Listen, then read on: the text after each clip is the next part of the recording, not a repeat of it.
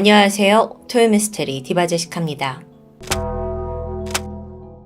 1982년 12월 10일 새벽 2시 미국 오클라호마 경찰에 신고가 접수됩니다. 무슨 일이 벌어진 것 같다 라면서 빨리 출동해달라는 요청이에요.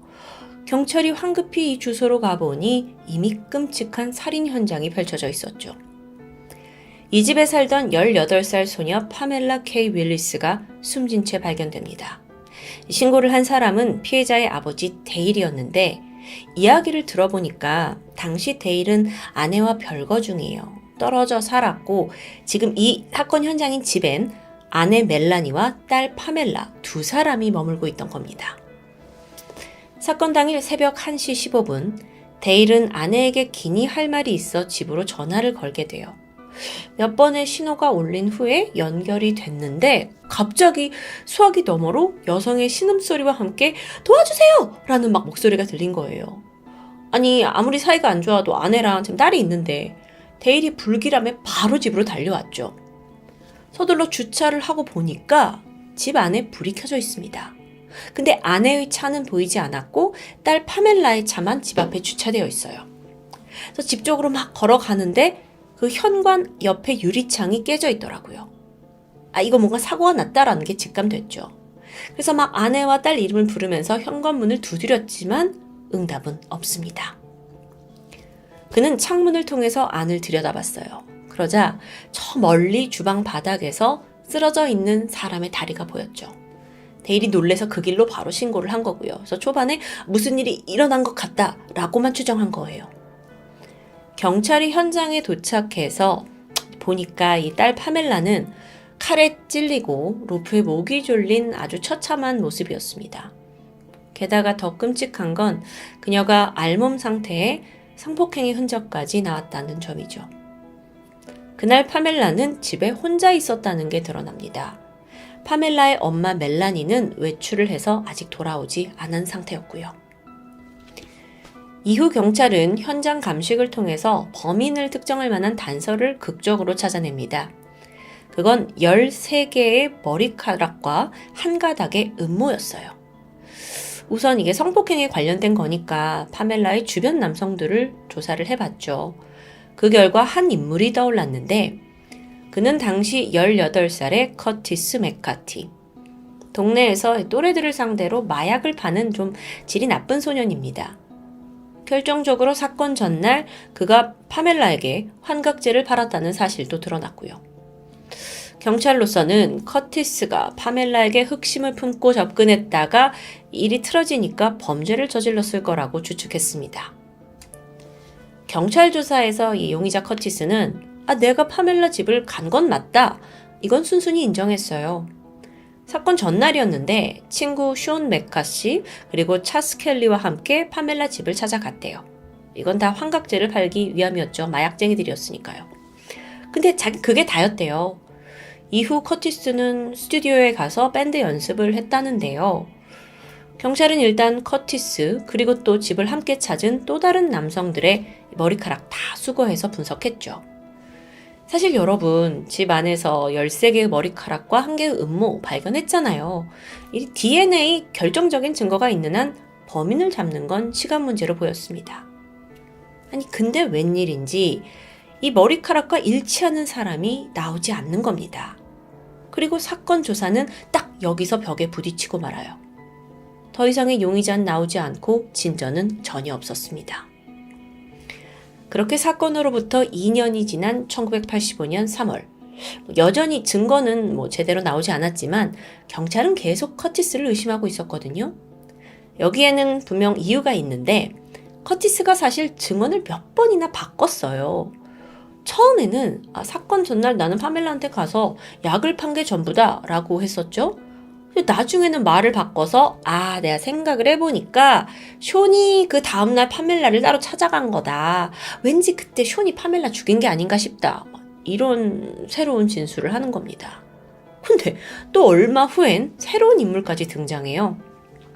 릭 테리라는 앤데 커티스한테 마약을 공급해주던 사람이었죠. 여기에 대해 커티스가 뭐라고 하냐면 릭에게 잘 보이기 위해서 사실 내가 파멜라를 이용할 생각이었다는 거예요. 그러니까 쉽게 말해서 내가 파멜라를 소개시켜줘가지고 좀 환심을 사서 했다는 거죠. 그럼 왜 환심을 사냐? 그래야 릭한테 계속 마약을 안정적으로 얻을 수 있으니까요. 그래서 릭을 직접 파멜라 집에 내려줬고 자기는 돌아왔다는 내용. 아니 이거 말이 너무 계속 바뀌어. 이렇다 보니 경찰은 신빙성 없죠. 진실을 알 수 없으니까요. 게다가 의심도 되고.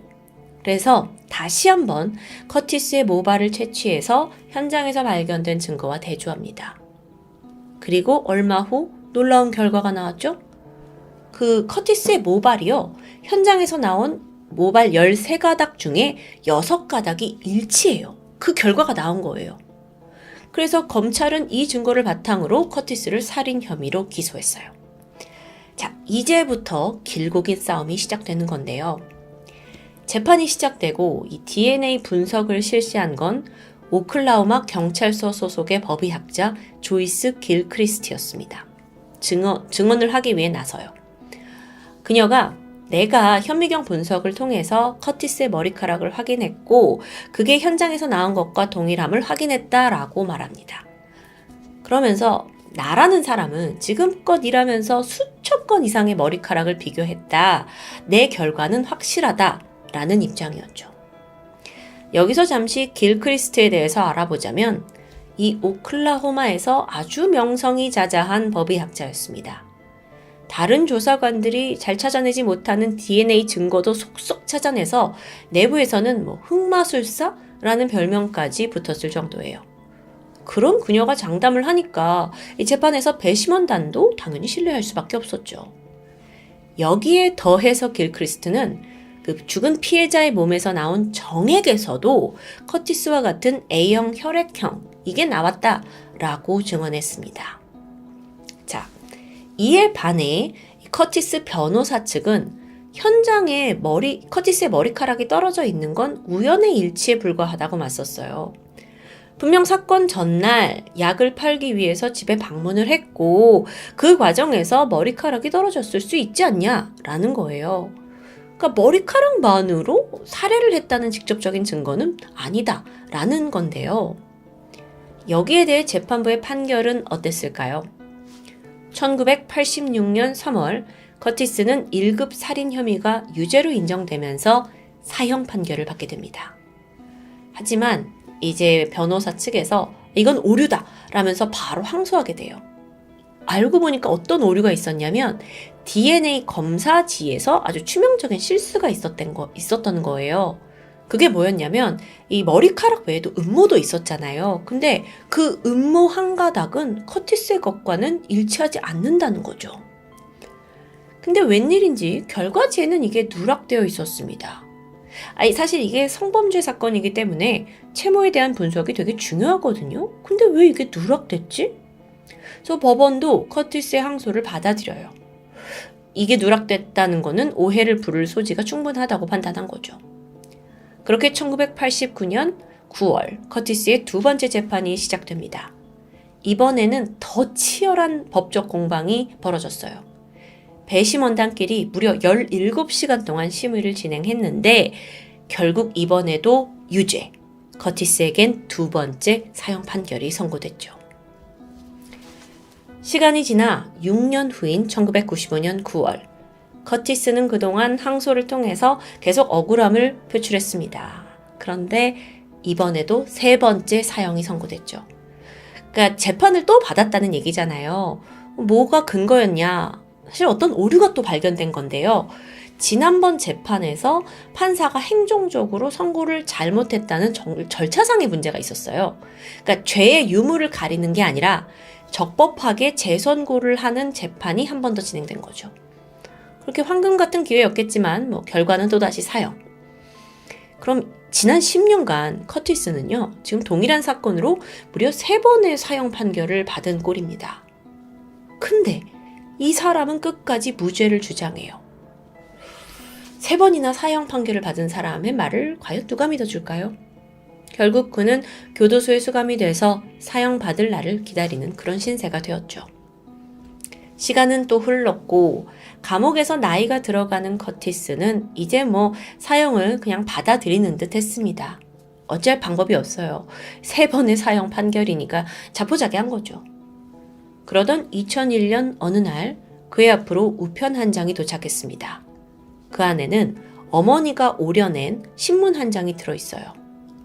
기사의 내용을 보니까 이 커티스의 재판에서 DNA 분석을 실시한 법의학자 길크리스트가 증거 조작 혐의로 FBI 조사를 받고 있다는 겁니다. 아니, 오클라호마 최고의 법의학자라던 이 여자가 증거를 조작했다고? 다시 시간을 거슬러서 1986년 오클라호마 시티에 살던 한 여성이 아파트 단지에서 성폭행을 당하는 사건이 벌어졌습니다.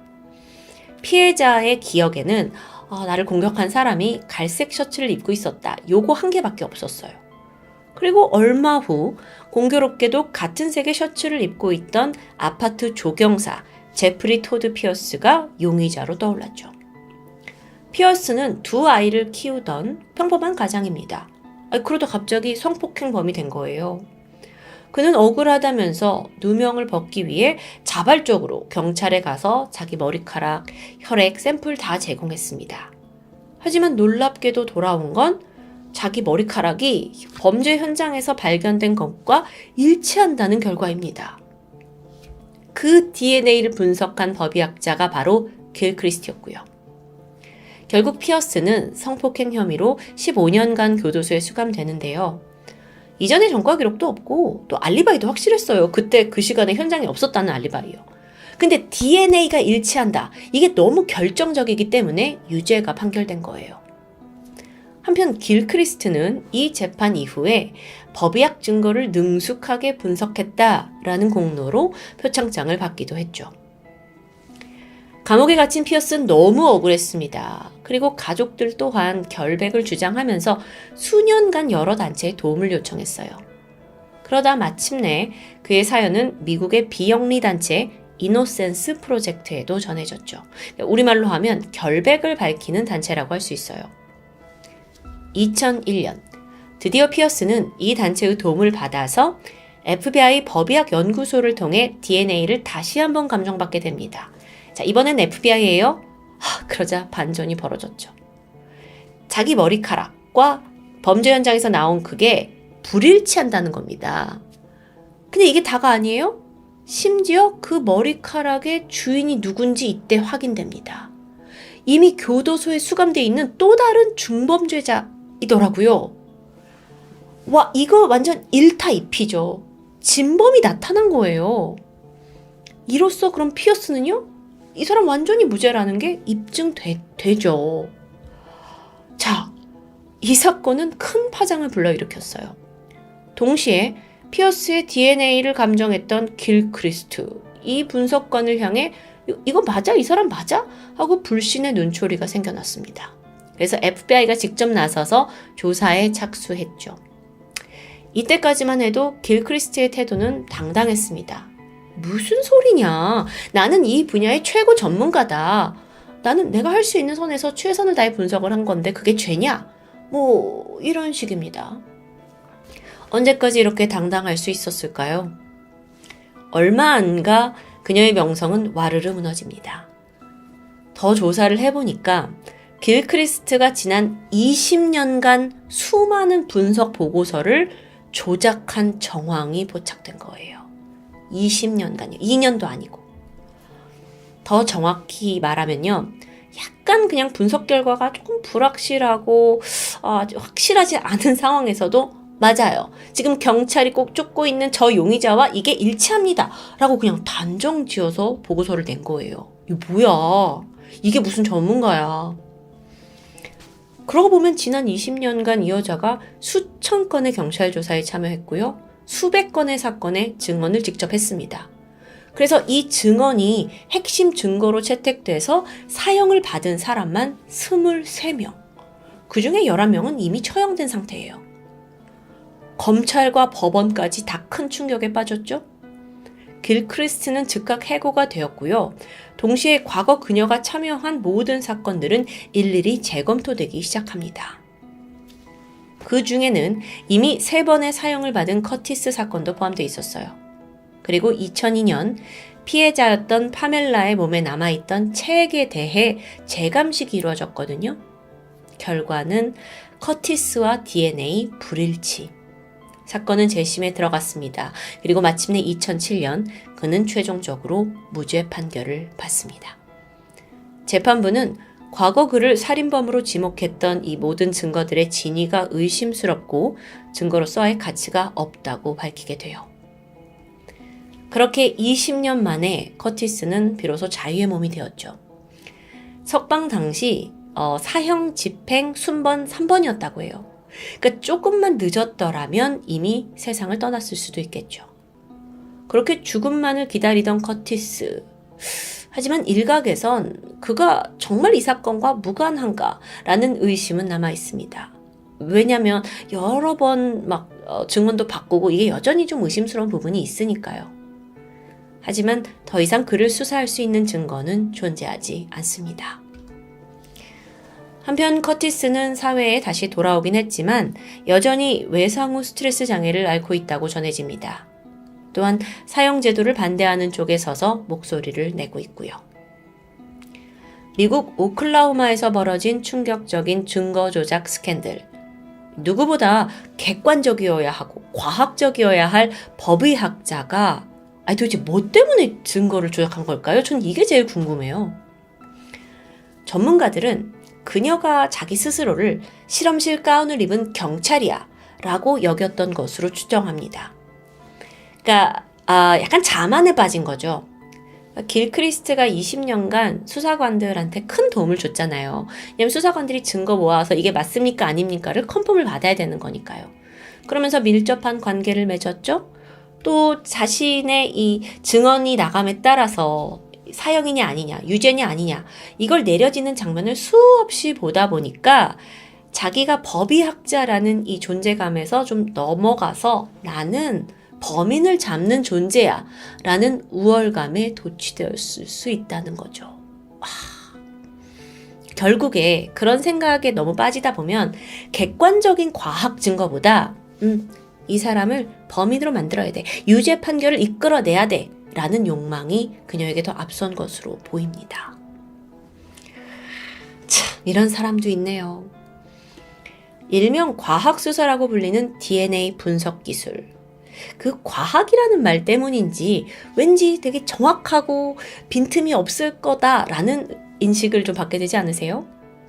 하지만 그 과학을 다루는 사람조차 결국 우리 같은 인간임을 늘 인지하고 경계해야 한다는 생각이 듭니다. 지금까지 토요미스테리 디바제시카였습니다. 안녕하세요. 토요미스테리 디바제시카입니다.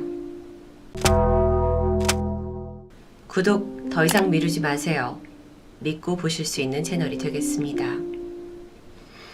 2004년 4월 9일 미국 켄터키주 워싱턴에 있는 한 맥도날드 지점에 전화가 걸려왔습니다. 이날은 일주일 중 가장 바쁜 금요일이었기 때문에 직원 모두 분주하게 일하던 중이었죠. 마침 부매니저였던 도나 서머스가 전화를 받았는데 상대는 자신이 스컷이라는 이름의 경찰이라면서 정중히 신분을 밝혔습니다. 그는 이 맥도날드 알바생 한 명이 고객의 돈을 훔쳤다는 신고가 있었다면서 젊은 백인 여성이라는 단서를 흘리게 되죠. 순간 도나는 카운터를 지키고 있던 한 알바생이 떠올랐고 루이스 말이에요? 되묻게 되는데 경찰은 기다렸다는 듯 대답합니다. 맞아요. 루이스 오그본. 18살 백인 여학생이던 그녀는 어려운 집안 형편의 보탬이 되고자 열심히 맥도날드에서 일하고 있던 알바생이었죠. 평소 그녀를 잘 알고 있던 그 매니저 도나는 그럴 만한 애가 아니다 라고 감싸고 돌았지만 경찰은 수사에 협조해달라 라고 요청합니다. 그러면서 이미 당신의 상사인 맥도날드 총괄 매니저와 이야기가 끝났고 조사를 하기 위해 자신이 지금 이 맥도날드 지점으로 가는 중이라면서 그때까지 루이스가 도주하지 않도록 붙잡아달라고 말했죠. 만약 무슨 일이 생기면 모든 건 자신이 책임지겠다라는 말도 함께였습니다. 전화를 끊은 후에 도나는 우선 루이스를 사무실로 불러내서 혹시 고객의 돈을 훔쳤냐라고 추궁했지만 루이스는 황당해하면서 절대 그런 적이 없다고 반발했죠. 도나가 난감해지면서 다시 이 경찰과 전화 연결이 되는데 아니라는데요 라고 말을 하지만 이 남자는 아니요. 루이스는 도망갈 위험이 있는 사람입니다. 그녀를 아예 사무실에 가둬야 합니다. 라고 강하게 말합니다. 그런데 이것만이 아니었어요. 돈을 숨겼을지도 모르니까 수색을 위해서 루이스의 주머니를 뒤져봐야 하고 혹여 속옷 안에 숨길 수도 있으니 몸 전체를 꼼꼼하게 살펴보라고 말하죠. 도나는 더 난감해졌습니다. 하지만 진실 여부를 모른 채 우선 경찰의 말이었기 때문에 지시에 따르게 되고요. 루이스는 졸지에 도둑으로 몰려서 몸수색을 당하게 되죠. 잠시 후에 루이스는 너무나 억울을 해서 결백을 증명하려고 앞치마만 몸을 살짝 가린 채 알몸 상태가 됩니다. 앞서 말한 대로 이날은 가뜩이나 아주 바쁜 금요일이었어요. 매장에 루이스랑 도나 일손 2명이 빠지니까 주문이 밀리기 시작합니다. 그래서 도나도 마음이 급해졌는데 전화상의 경찰에게 내가 당신을 계속 기다릴 수 없으니 우선 매장으로 돌아가야 한다 라고 말합니다. 그랬더니 스컷이란 남자가 그럼 당신을 대신해서 이 루이스 범인을 붙잡아둘 사람이 필요하다고 어필했고 도나는 이때 별 수 없이 자신의 약혼자인 윌터 닉슨을 매장으로 호출하게 되죠. 윌터가 맥도날드 사무실에 도착했습니다. 그는 스컷이라는 경찰과 계속 통화를 이어갔는데 점점 그의 요구가 황당했죠. 몸 어딘가 분명 돈을 숨겼을 거다. 그러니까 알몸인 상태에서 춤을 추게 해라. 아니면 팔 벌려 뛰기를 하게 해라. 라는 정말 말도 안 되는 명령이었습니다. 윌터는 뭔가 이상하다 생각을 했지만 일단 경찰의 지시대로 루이스에게 그 행동을 하도록 요구하게 되죠. 점점 가학적으로 변하고 있는 이 상황 속에서 루이스는 막 필사적으로 이 사무실을 어쨌든 난 결백하다 나가게 해달라. 아니면 우선 경찰에 직접 확인 전화를 해봐야 된다 라고 빌었지만 윌터 그리고 도나는 그녀의 요청을 묵살했습니다. 여러분, 그렇게 무려 2시간 반 정도의 시간이 흘렀죠. 그 사이에 전화를 통한 스컷의 지령은 점점 더 수위가 높아집니다. 그는 수색의 일부다라는 말로 루이스가 윌터 앞에서 은밀한 신체 부위를 노출하게 했고요. 심지어 키스를 하라는 요구까지 하죠. 당연히 이걸 루이스가 거부하니까 윌터한테 그녀의 엉덩이를 때려라. 그리고 유사 성행위를 요구하기도 합니다. 이게 무슨 말도 안 되는 상황이냐고요. 완전 미친놈이에요. 당시 루이스는 미성년자였기 때문에 이런 행동을 강요하는 건 경찰이냐 아니냐를 떠나서 중범죄에 해당합니다. 근데 월터는 그 전화 속 인물이 경찰이라고 굳게 믿고 있었기 때문에 유사 성행위까지 이어가죠. 근데 루이스는 얼마나 끔찍했을까요? 막 울면서 애원했습니다. 하지만 윌터는 계속 그 지령을 받으면서 명령에 따랐죠. 이 모든 상황은 맥도날드 사무실 CCTV에 고스란히 녹화되어 있습니다.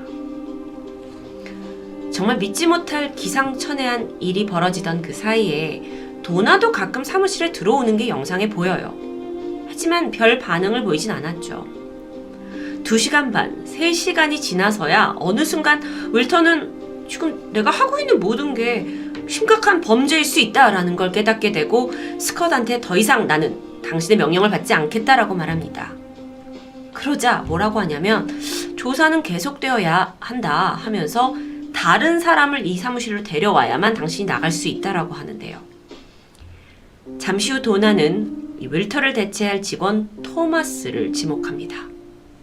정말 불행 중 다행으로 전화를 받게 된 토마스는 이성적으로 행동했어요.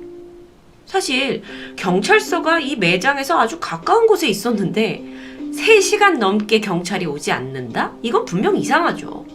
참고로 미국 경찰은 보통 신고가 들어가고 10여 분 만에 현장에 등장하는 것으로 유명합니다. 앞뒤가 맞지 않는 겁니다. 그래서 토마스는 지역 총괄 매니저에게 연락을 해서 이 사실을 알리게 되죠. 앞서 들으셨겠지만 이 스캇이란 남자가 도나한테 내가 이미 너의 상사 총괄 매니저와 이야기가 끝났다 라고 했지만 그건 사실이 아니었습니다. 총괄 매니저는 이게 무슨 상황이냐 하면서 황당해했고 그제서야 이 스캇이라는 자가 경찰을 사칭해서 장난 전화를 하고 있었다라는 걸 모두 깨닫게 되죠. 그렇게 한 통의 장난 전화로 벌어진 이 사건은 평범한 사람들을 허수아비로 만들었고 또 무엇보다 18살 피해 여성을 지옥으로 몰아넣었습니다. 잠시 후 신고를 받고 진짜 경찰이 도착했고요.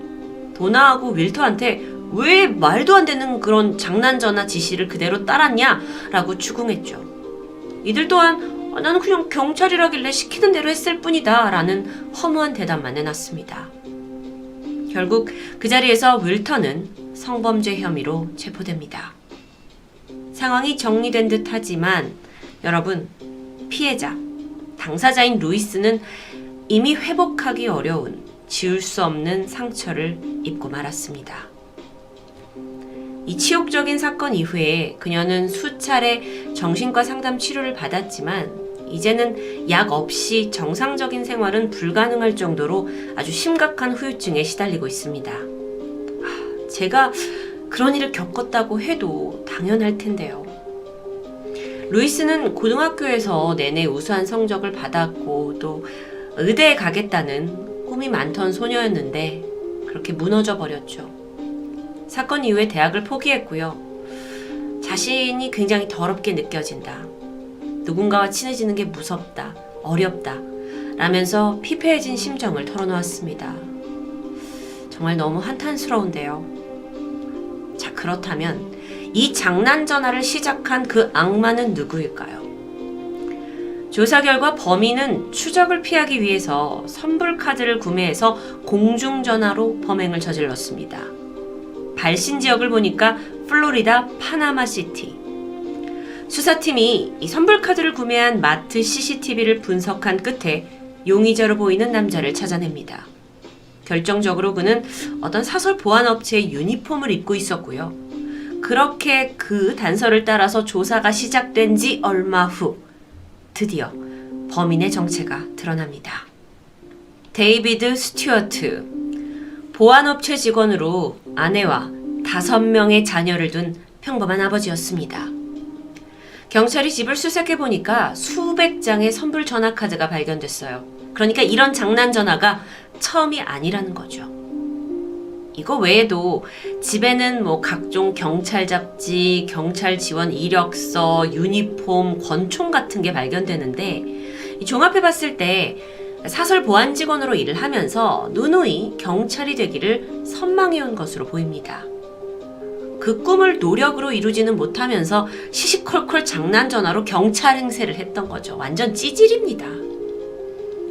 실제로 조사해본 결과 스튜어트는 이 맥도날드 건 외에도 미국에 있는 다른 패스트푸드점 타코벨이라든지 애플비 같은 곳에 전화를 해가지고 비슷한 일을 저질렀습니다. 경찰을 사칭하고요. 마약 혐의가 있다, 절도가 있다라는 이유를 대면서 애꿎은 직원들의 알몸수색을 지시했죠. 이건 완전 변태하고 찌질이의 콜라보입니다. 게다가 이런 위험천만한 장난 전화가 1982년부터 시작돼서 무려 20년 넘게 지속해왔고요. 정확히 확인된 피해 건만 9건으로 확인됩니다.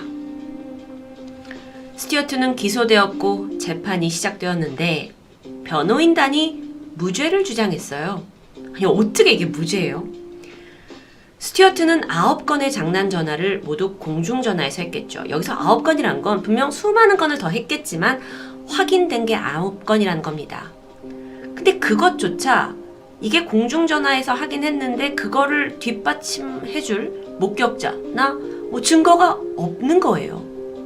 그리고 전화 음성과 스튜어트의 실제 목소리를 구별해낼 피해자가 없었죠. 마지막으로 변호인단이 이 스튜어트란 사람이 평범한 사람이라 이렇게 치밀한 짓을 꾸밀 만큼 똑똑하지 않다라는 걸 이유로 들기로 했습니다. 이게 아주 말이 되나 싶기도 한데요.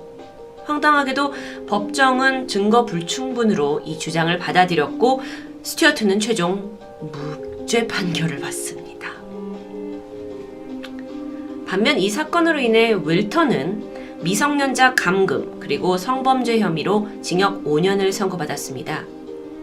미성년자 관련된 성범죄일 경우에 미국에서는 원래 훨씬 더 강력한 처벌을 받긴 하지만 윌터가 사칭범에게 속았다는 점이 정상 참작이 되면서 조금 감형을 받게 된 거죠.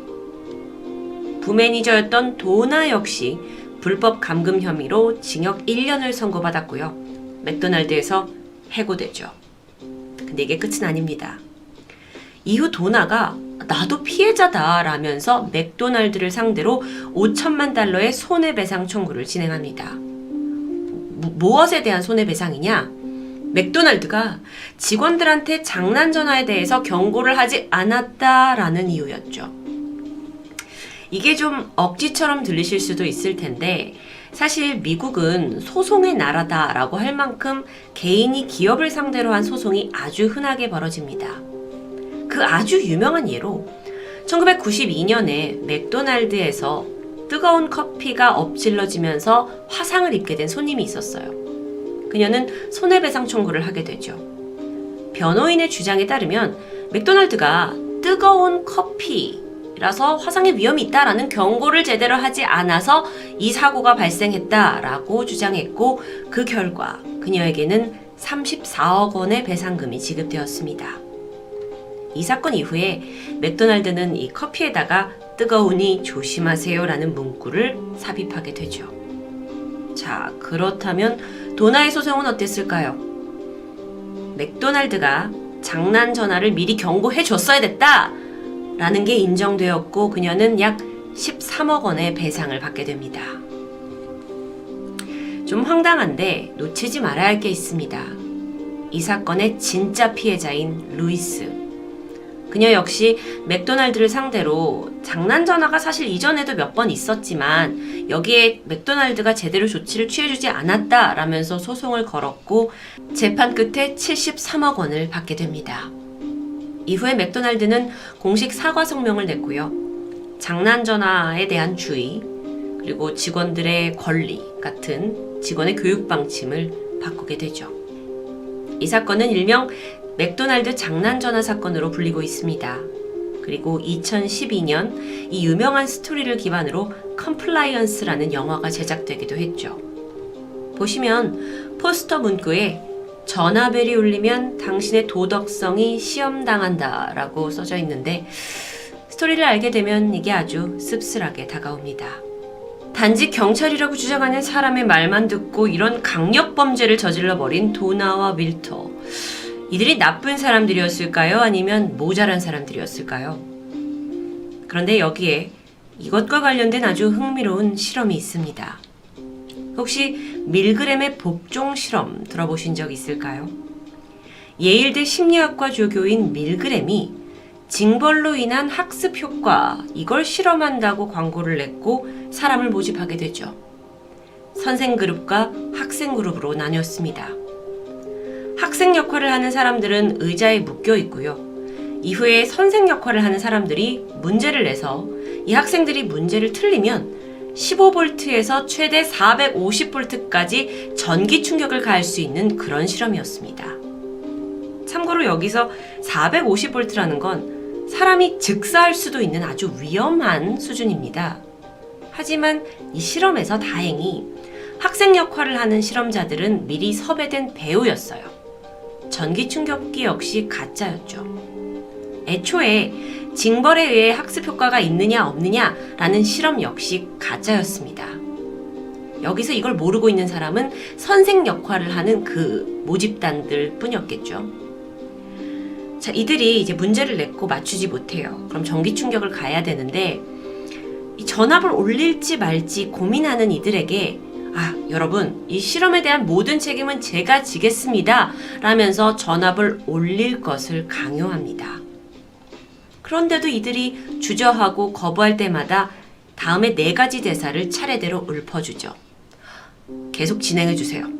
실험을 위해서 계속 진행하셔야 됩니다. 계속 진행해 주셔야만 가능합니다. 당신한텐 이거 외에 다른 선택지가 없습니다. 실험 결과는 충격적이었습니다. 무려 65%의 선생 역할을 한 실험자들이 450V까지 전압을 올려버린 거죠. 그래서 막 이 전기 충격에 고통스러워하는 학생 배우들을 보면서 이건 근데 명령이잖아요. 명령이라는 이유로 사람을 잔인하게 고문할 수 있었던 거죠.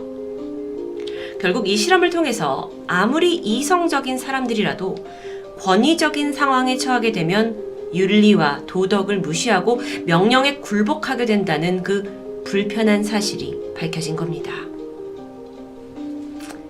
이렇게 사람들은 특정한 분야에서 권위를 가진, 힘을 가진 사람들이 내리는 명령에 비이성적으로 무심코 반응하는 것을 볼 수 있습니다. 그렇다고 해서 이게 도나나 윌터를 두둔하는 건 아니죠. 하지만 당장 우리 주변에서도 검찰 직원이다를 사칭하는 보이스피싱에 속아서 큰 피해를 보는 사례가 종종 있습니다. 저는 오늘 이야기를 통해서 우리 또한 나도 모르는 사이 나보다 힘 있는 자에게 맹목적인 복종을 하고 있는 건 아닌지 한 번은 생각해봐야 한다고 말하고 싶었습니다. 토요미스테리 디바제식합니다.